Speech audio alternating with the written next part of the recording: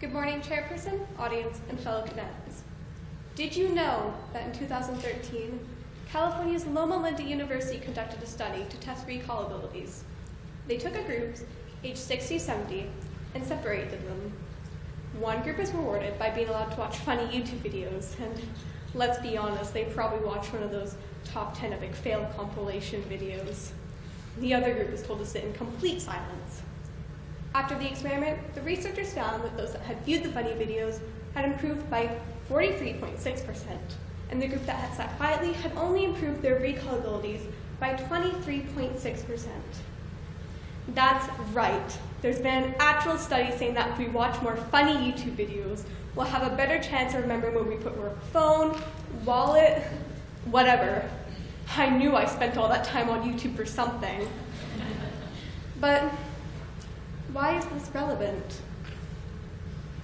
Imagine if people took the saying, humor is the best medicine, seriously. Everyone agrees that humor rules. I'm just here to explain why it's actually healthy and useful. It sounds pretty boring, so if any of you start snoozing, I'll just throw on a sombrero and start doing the Macarena. But I hope it doesn't come to that, because I'm quite passionate about this topic. It can really bring out the lighter side of the world. Or of a certain grumpy person who keeps sharing, "You wouldn't like me before my coffee" on Facebook. Like it's a daily reminder. Okay, Brenda, I don't think anyone likes you in general, but you do you. Humor truly is a beautiful thing that can help heal someone. You always hear that after the breakup, the girlfriend will go home and get her ice cream and watch a romantic comedy. They want to feel better, and there's nothing that makes women feel better than a movie that laughs at how lonely we all are. It lifts us up. But why? Why does humor make us feel better?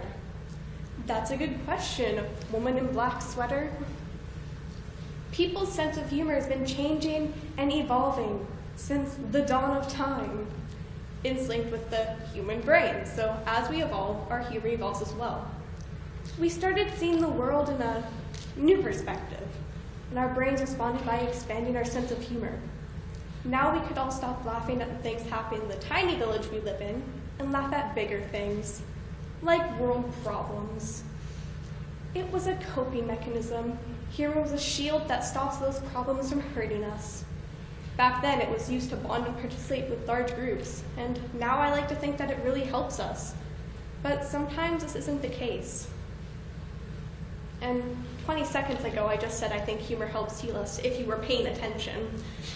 But I personally believe that my next point is something our society does not talk about enough, which is the mental health of our loved comedians in the world.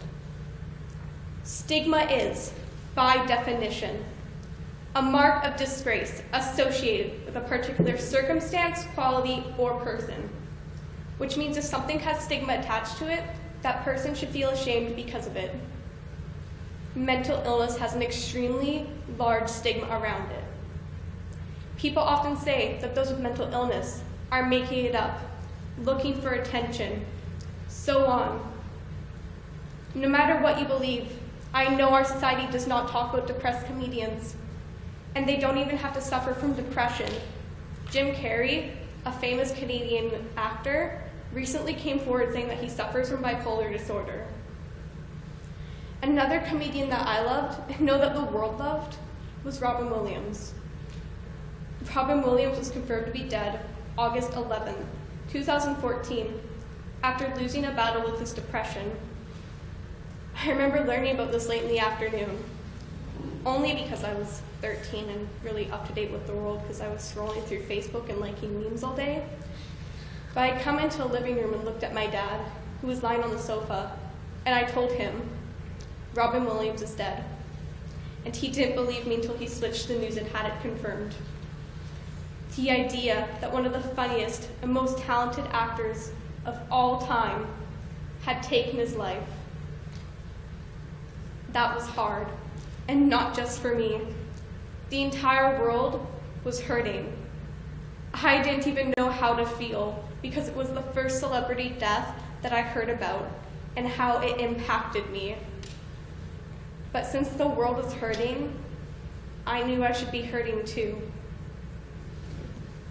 But why am I opening up old wounds? Our society needs to remember that humor isn't just used for good.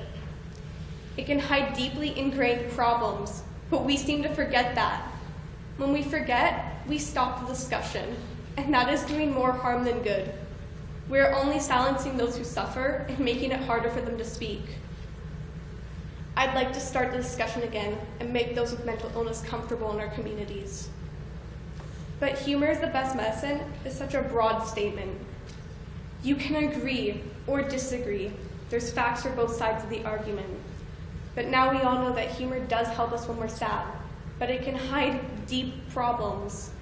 It is a complex and beautiful thing, but when we take for granted that we know the source of someone's sense of humor, we silence their voice.